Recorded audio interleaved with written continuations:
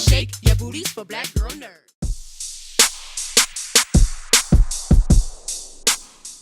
So we're not triggering the end of days just by being here with you today. We're going to be okay, right?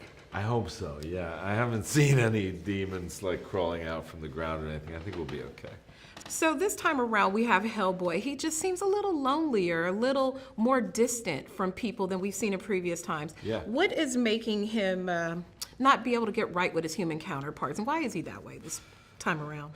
I mean, for me, it really is an identity piece, and it's really that he's struggling almost like a teenager with who he is and like who people think he is and then who he wants to be and this carved out predetermined destiny of his and then his conscious will. So, and his father. I think he struggles with all these things. I mean, the essence of him, and it had to be an imagining for me because I'm not an orphan, but I think it's kind of brilliant in the script is that he's an orphan. I mean, he comes into this world, summoned into this world as a demon, right? And he's taken in by this guy, and I think that he's taken in and then they go hunt his brothers and sisters. They hunt monsters.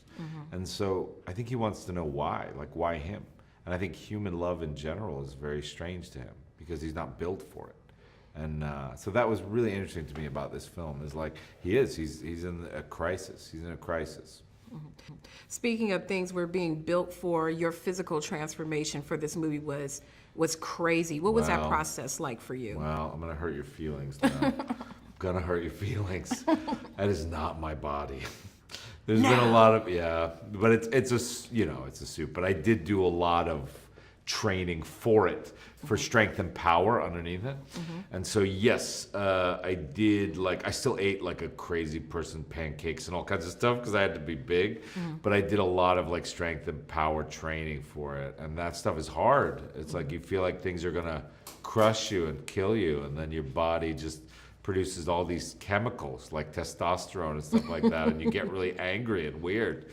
It's not my favorite thing to do, but in terms of playing Hellboy, I wanted to feel all that, so it was exciting in that way. How long did it take to get into all of that every single day? Because it's really extensive with the coloring and the headpieces, the bodysuit and all that. It was 3 hours, and then we kind of got it down to 2.5, but the main thing was the face was like this full latex mask, and that had to be applied very delicately and blended with the eyes and all this stuff, and the horns and the horn cap and the hair and all that stuff. And then the suit itself was the most disgusting part of the process. Was my makeup team would cover me in KY jelly before. Yeah, it's pleasant, right? Just cover me in KY jelly, and I would slip into this thing that they would adjust and fit to me. And then when that thing came off at the end of the night, after doing stunts for 14 hours and stuff like that, that did not smell very good. So one final question. Hellboy is pretty extensive. He's big. Yeah. And if you compared him to other superheroes out there, say like a Thor, who would win in a fight with Thor? All of their asses. All of their line them up. Kick all of their asses. All right. Thank you so much. You were great. Better shake your booties for black girl nerds. Better shake your booties for black girl nerds.